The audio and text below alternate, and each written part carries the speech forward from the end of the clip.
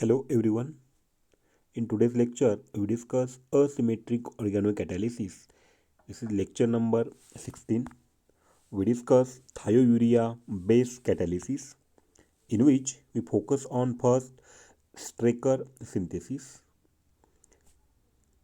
In 1996, the first asymmetric organocatalytic Strecker synthesis appeared, and employing as L1 this organocatalyst. And here the reaction involves the addition of hydrogen cyanide, that means this SCN, hydrogen cyanide, to imine. This is imine in the presence of the diketopyrazine derivative. That means this diketopyrazine derivative, and it gives the yield 97% yield.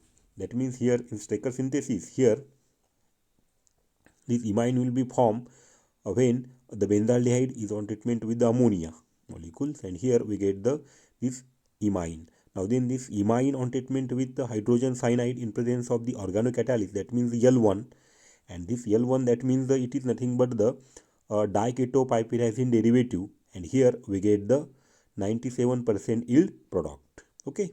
Now subsequently the chiral thiourea, that means if we use the chiral thiourea, that means the L2 derivatives here, L2, that means this organocatalyst has been used this reaction to afford the cyanohydrin with 98% enantiomeric excess. That means here first 2 mole percent here L2, that means this organocatalyst. Now on treatment with hydrogen cyanide, then trifluoroacetic anhydride, here the simple reaction will be take place. That means here we have to focus on this imine group. Whatever reaction take place here, and here we get the 98% yield product.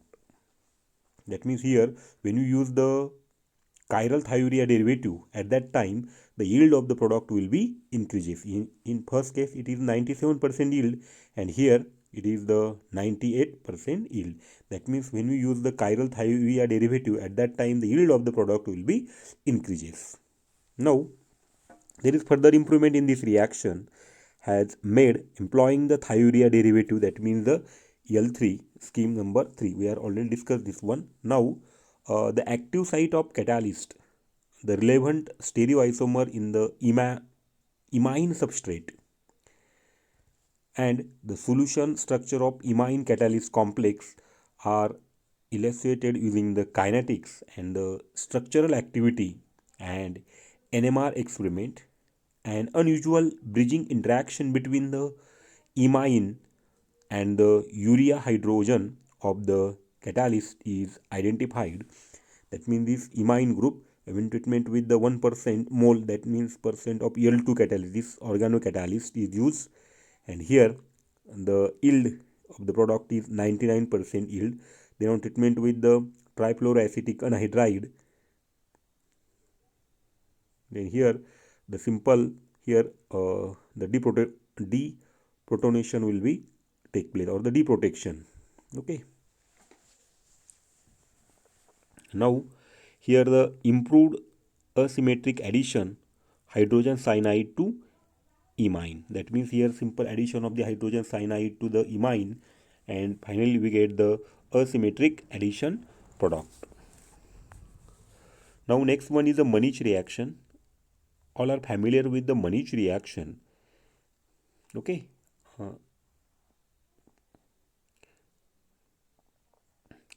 And it is a parallel to the Strecker reaction.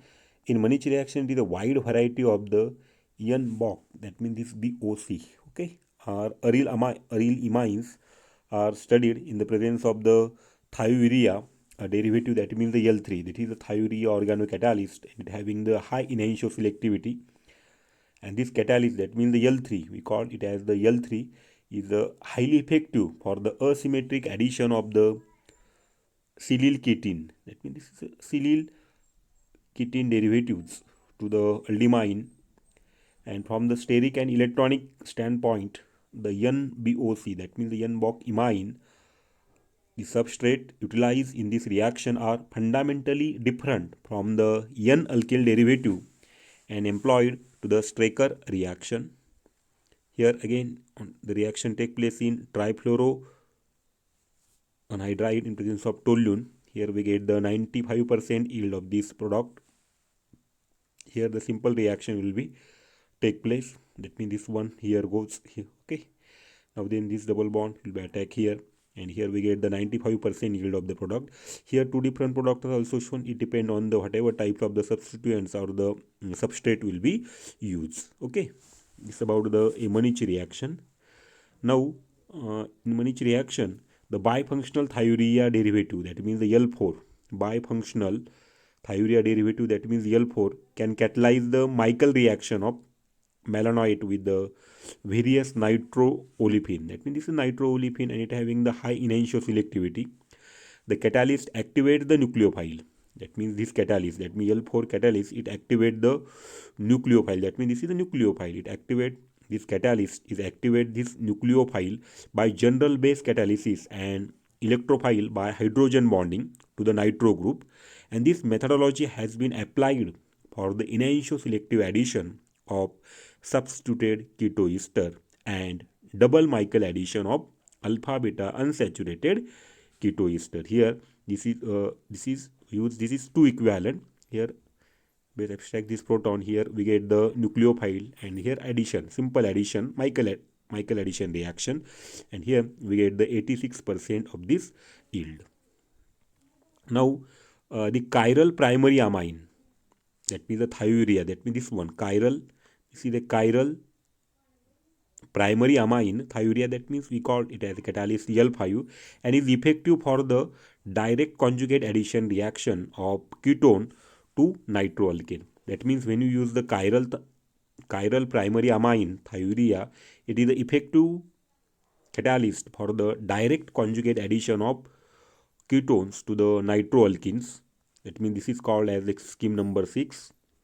Now the observed anti-distereoselectivity suggests the participation of Z-enamine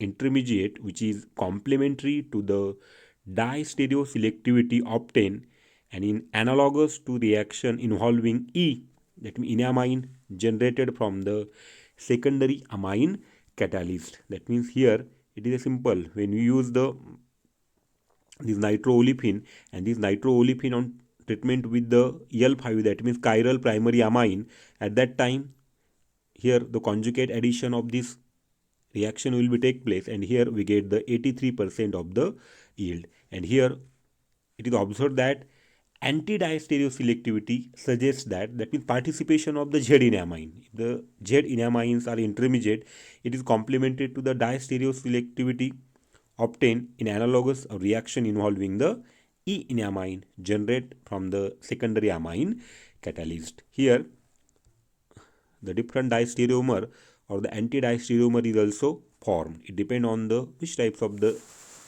substrates are used. Now likewise, the addition of range of nitroalkanes to the aromatic N-BOC, that means here protected amine, N-BOC amines, has been shown using the thiourea. That means this one, this thiourea catalyst, and mostly the anti-distereoselectivity will be the observed. That means in this case we get the anti-distereoselectivity will be observed. Okay. Now that means here the imine, it will be the anti-distereoselectivity is nothing but, that means this imine is in the transposition. Okay, and here we use the nitroalkane, and here we get the finally we get the 95% yield. That means here mostly the anti-distereoselectivity here observed. Okay, that means addition of range of nitroalkane to aromatic N-BOC imines, that means N-BOC imines, has been shown using the thiourea derivative, and here finally we get the anti-distereoselectivity. That means here imine, it having the a